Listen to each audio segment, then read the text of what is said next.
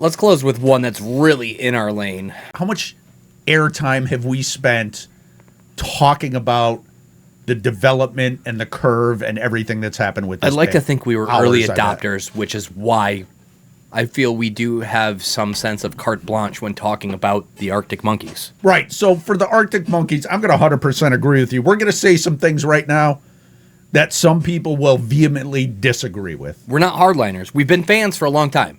You We've turned me on supported to the these band. guys in what? 25, 6.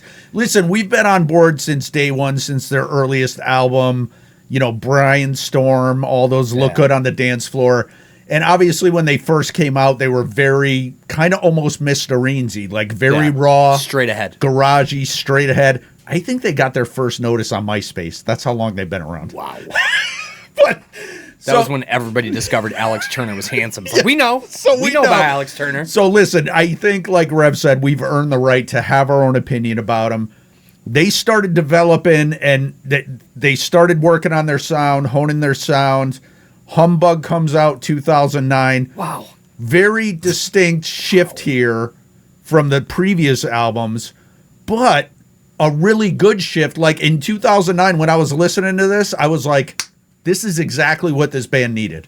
And then Perfect. You could also tell, based on listening to this album, that in all likelihood, the next album was going to blow up and make them a household. You could sense it. Name. You could sense it, dude. And it did. And listen, I know a lot of people listen to music and they don't listen at the level that we do. But the level we listen to music, like, there was no mistaking when you listen to this album that there was big things about to happen, dude. Yep. You could hear it. It was on the wall. And then, of course, AM comes out. Massive. Like, fucking huge, bro. Like, oh, hey, we saw that coming. Saw that We coming. called it. They sold out MSG. Yep. But then things That's our happened. barometer, by the way. Right. That's our selling out barometer. When a band's about to make it, they'll be selling out MSG in X time span. Listen, once you sell out MSG, I mean, I guess you could go to like selling out Wembley but for us in our location in America where we're at, if a band sells out MSG, You've made it. You've Done. made it. And You're at the We're peak. also likely about to stop listening to you. yeah, good. Well, that's the flip side of the coin. That's an us problem, not a band problem. We're likely to stop listening to you. So things happen with Arctic Monkeys. We don't need to get into it, but they went completely off the rails. They're Alex making the Turner, they've made enough good music to support the music they want to make now. I think you're exactly right. And like we talked about with Maynard and Pusfer, it's like, hey, if that's the music they want to make and that's what's doing it for them and it's honest and like true to themselves, I have no problem with And that. we'll always have those other albums. I'm just not going to buy the new album or go see it because I don't like it, right? But listen, like we said, 2009, this one came out. Humbug was the name of the album. Very distinct shift. I thought this was great. I loved this album. I have a lot of good memories, and I'm just going to stick to that. Another just catchy guitar riff. Simple, catchy. Very simple, dude, and just like... Simple bass line.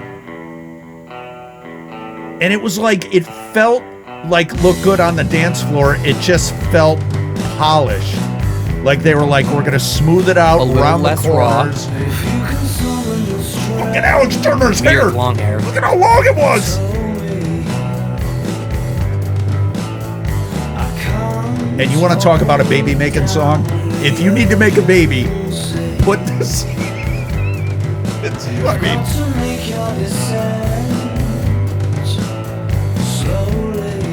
I mean, it just like washes through my head, dude. It's like perfect. It's smooth. I think you hit the nail on the head. It's just smooth. It's like their old songs, but sanded down, right? Fine wine. It's a fine wine. Fine wine. 20 years old. 20 years old. Fine wine. The bass is the real hero in the song. I was going to say the drum line, but you're right. It's tough to pick, dude. It's just such a well put together song. And also, like you said, not to pump your tires. Thank you. Everybody's contributing. Yeah, right? And you could hear it, dude. Yeah. Even the guitar line it's not super complicated, but it so perfectly complements everything else. It's incredible, man. I would venture to say Alex Turner is a lesser player in this song. Might be. Yeah, it might be, dude. And it's, what is it? It's like negative, like there's a name for this, but I can't remember. Like there's a Photoshop filter that makes this happen. I can't remember what It's popular by Lou Reed. Yeah, exactly. Didn't use the white balance. It's out of contrast. So good, dude. And this bridge is just fantastic. Rhythm section. So good, dude. I forgot about this. It's very 70s throwback. Yeah, right? 100%, dude. But in a way that's palatable. Right, it's not like quirky sounding. Feels right.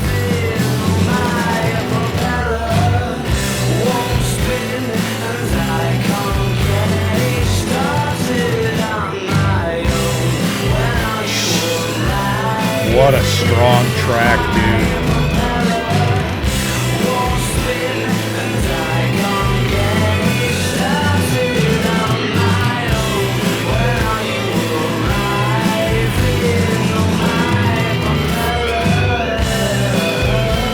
I mean, it's just a stroke of genius for me. It's like, it's one of those songs that makes me envious of people that could make songs like that. You know what I mean? Do that. If my life depended on it, I would be dead. I would be dead before I could write a song like that. I mean, it's good, dude. I think the thing that I always loved about Arctic Monkeys and their catalog, it's like we said, if you listen to Favorite Worst Nightmare and then you listen to this album, Suck It and See. Yeah, like you could hear the progression happening, right? Yeah, it's very obvious. It's very obvious that AM is going to be where they end up.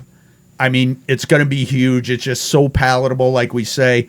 And AM, it's the point where it's going to go one way or the other. They're either going to keep to that and say, let's ride it out for 3 or 4 more albums, or they're going to do that stupid album that they did. Let's pivot. Tranquility, Hotel, and Casino.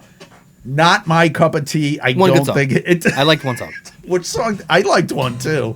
Which one was it? 4 stars out of 5. 4 stars out of. All right, so I think that was the most AME song on that album, which is probably still freaks me out that these dudes went to school with the dudes from Bring Me the Horizon. Strange, and we're friendly. Strange. Anyway, Arctic Monkeys right now not our cup of tea, but as Rev said, that catalog that they have from AM back. It's some of the most amazing music ever made. So I took my kids to a record store, and one of them picked out Your Favorite Worst Nightmare. Fucking just because it's that good. It's so my kids like it. My 9-year-old. And I'm never gonna hate on Arctic Monkeys because that, like, they gave us so much to listen to, and I still love it. If the new album is your thing, if their direction is your thing, support them. If not, support them anyway, and just forget that anything after AM and support us. Like and subscribe. Smash it. Can you give us a fucking subscribe? I need to feed my kids.